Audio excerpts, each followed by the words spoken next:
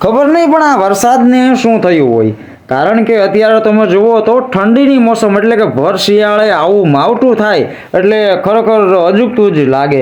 અને હમણાં તમે જુઓ તો હજી તો માંડ વરસાદને હજી 1.5 થી 2 મહિના જેવું થયું છે, અને એ માવઠાએ ખેડૂતો અને આમ જનતાને કેવી રીતે નુકસાન પહોંચાડ્યું છે.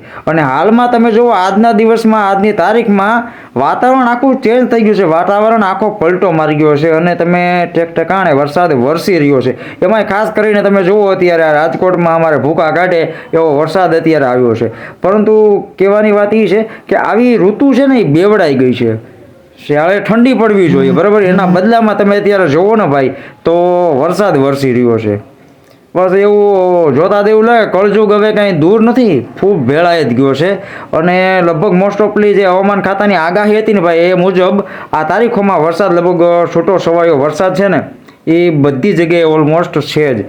તો તમારા વિસ્તારમાં પણ મારા ખ્યાલથી જો વરસાદ હોય ને તો અમને પણ કમેન્ટ કરીને ભાઈ જરૂરથી કહેજો કે અમારી સાઈડ પણ આવી રીતનો વરસાદ છે. પણ ખાસ કરીને એ જ કે જણાવીએ કે આમાં ખેડૂતો વધારે દુઃખી થાય છે, કારણ કે તેમના પાકને છે ને અત્યારે નુકસાન પહોંચાડે આ માવઠું એવું છે બરાબર. પણ હવે ભગવાનની આગળ તો કોઈનું હાલ એમ છે નહીં ભાઈ, એને જે ગમે એ સાચું, પણ ખેડૂત ઉપર એટલી દયા કરે ને ઈશ્વર તો બહુ સારું કહેવાય. કારણ કે જે જગત આખાનું પેટ ભરે ને એને આવા સમયમાં ભૂખ્યા પેટે સૂઈ જવાનો વારો આવે છે. સો પ્લીઝ લાઇક કરીને આગળ શેર કરી દેજો.